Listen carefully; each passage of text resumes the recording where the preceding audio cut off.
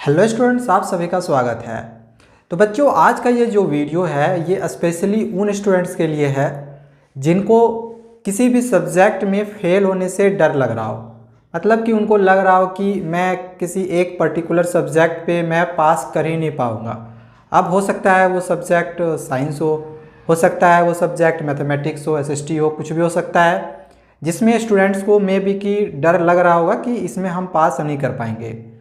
क्योंकि देखो, इस बार कुछ ऐसा किया गया है ना कि सीबीएसई ने जो क्वेश्चंस बनाए थे डिफरेंट डिफरेंट रीजन्स में, डिफरेंट डिफरेंट जो सेट्स बनाए गए थे, तो उनमें ऐसा देखा गया है कि क्वेश्चन का जो लेवल था वो किसी रीजन में इजी पूछा है तो किसी रीजन में हार्ड दिया गया है, या फिर किसी एक सेट में क्वेश्चन आसान दे दिया तो किसी दूसरे सेट में क्वेश्चन हार्ड दे दिया है। तो ये थोड़ा सा भेदभाव हुआ है और इसको लेके हालांकि सीबीएसई की मॉडरेशन पॉलिसी कहती है कि अगर ऐसा होता है कि क्वेश्चन पेपर का लेवल में डिफरेंसेस देखने को मिलते हैं तो जिनका क्वेश्चन पेपर का लेवल हार्ड रहता है तो उनको मार्क्स मिलते हैं। ठीक है, मतलब उनको एक्स्ट्रा मार्क्स मिलते हैं, ग्रेस मार्क्स दिया जाता है।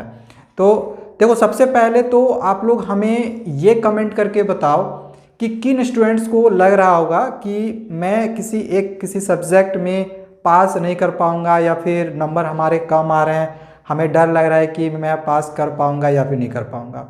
कमेंट करके बताना कि कौन से सब्जेक्ट में अभी आपको डर लग रहा होगा। ठीक है, देखो एक चीज़ आपको मैं अभी जो बता रहे जा रहा हूँ ना, अगर आप इस चीज़ को अच्छे से समझ लेते हो तो आपके अंदर जो ये डर है ना वो डेफिनेटली ख़त्म हो जाएगा। खास करके देखो, अगर हम क्लास पहले 12 का बात करें तो 12th वालों के लिए थोड़ा सा पासिंग करना थोड़ा सा डिफ़िकल्ट होता है, क्योंकि उनकी जो पासिंग मार्क्स होती है वो डिफरेंट होती है। मतलब कि आपको जो भी आपके थ्योरी पेपर्स हुए थे, यानी जो एक्सटर्नल एग्जामिनेशंस हो रही है उसमें आपको 28 नंबर लाने रहते हैं 80 में, और जिसमें 70 मार्क्स की एग्जामिनेशंस होती है उसमें 24 मार्क्स लाने रहते हैं। हालांकि अगर आप 70 में अगर 23 लाते हो या फिर ये 80 में अगर आप 27 भी लाते हो तो आप पास कर जाओगे।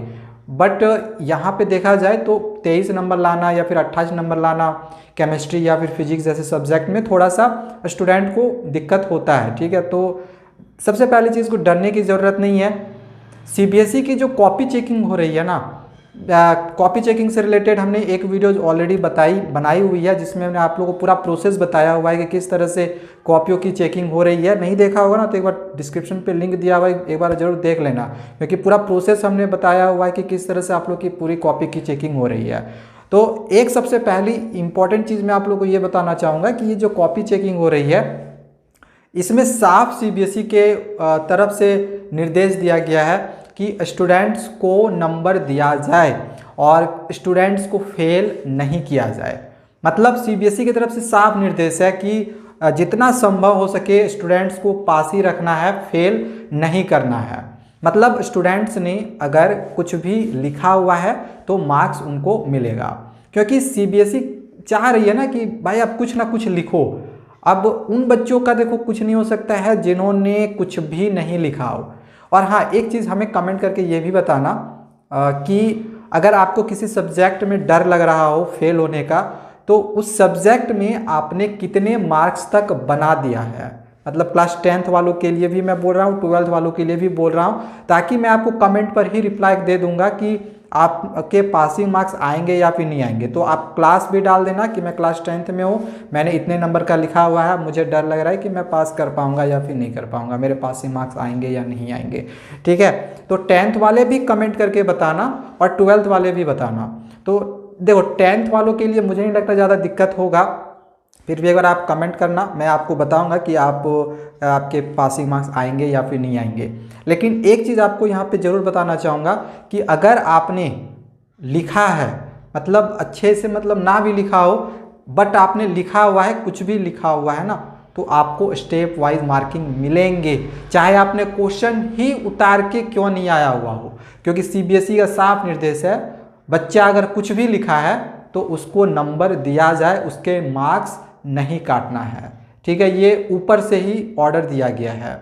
और पिछले साल का देखा जाए तो पासिंग परसेंटेज जो रहा था वो करीब 95-96 के आसपास रहा था। तो सीबीएसई हमेशा से कोशिश करती है कि पासिंग मार्क्स जो है या पासिंग परसेंटेज जो है वो ओवरऑल अच्छा रहे। तो पासिंग का टेंशन नहीं ले रहा है। अगर किसी भी सब्जेक्ट में अगर आपको डर भी लग रहा होगा कि मेरा इसमें पास हो पाएंगे कि या नहीं, या फिर ज़्यादा मार्क्स आ पाएगा नहीं, तो डरने की ज़रूरत नहीं है। ठीक है, सीबीएसई आपका ख्याल रखती है और वो नहीं चाहती है कि किसी स्टूडेंट्स को फेल करे। ठीक है, तो आई होप कि इन सब चीज़ों को अच्छे से समझे होगे। अब बात रहा रिज़ल्ट का, तो देखो सीबीएसई की तरफ से फ़िलहाल तो ऐसी ऑफिशियल अपडेट तो नहीं है कि सीबीएसई का जो रिज़ल्ट है वो इस दिन हम निकालेंगे। बट फिर भी जैसे कि हम लोग इधर मेरी यूट्यूब चैनल जो है वो करीब 5 से 6 साल मतलब ऑलरेडी हो चुकी है, और करीब 10 से 12 साल से मैं ऑलरेडी पढ़ा रहा हूँ। तो मुझे इतनी आइडियाज़ तो हो ही गई है कि कब रिज़ल्ट आती है, कब क्या क्या होता है। तो एक अंदाज़ा अगर लगाया जाए तो आपकी जो रिज़ल्ट है अभी मतलब 2 महीना तो नहीं आने वाली है, मतलब पक्का है 2 महीना आपकी नहीं आने वाली है। क्योंकि तो अभी देखा जाए तो अप्रैल 5-6 तक तो एग्ज़ामिनेशन ही है, तो पूरा अप्रैल भर भी आपकी रिज़ल्ट नहीं आएगी, अप्रैल मई भी नहीं आएगी। जून का सेकेंड वीक, थर्ड वीक या फिर लास्ट वीक तक भी जा सकता है, तो जून तक आपकी रिज़ल्ट आ जाएगी। तो चलो आज के लिए इतना ही। आगे अगर और भी कोई भी इंफॉर्मेशन सीबीएसई की तरफ से आती हैं तो वो आपको मैं देता रहूँगा। तब तक चैनल को सब्सक्राइब करके ही रखना, क्योंकि आगे बहुत सारी और इम्पॉर्टेंट इन्फॉर्मेशन सीबीएसई की तरफ से दी जाती हैं जो आपके लिए जानना ज़रूरी होता है।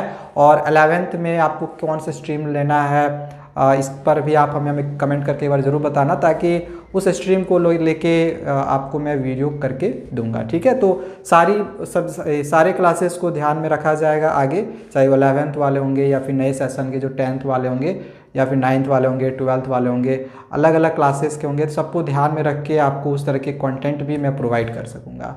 तो चलो आज के लिए इतना ही, मिलते हैं दूसरे वीडियोज़ में। चैनल को सब्सक्राइब करके रखना। Thank you, bye bye.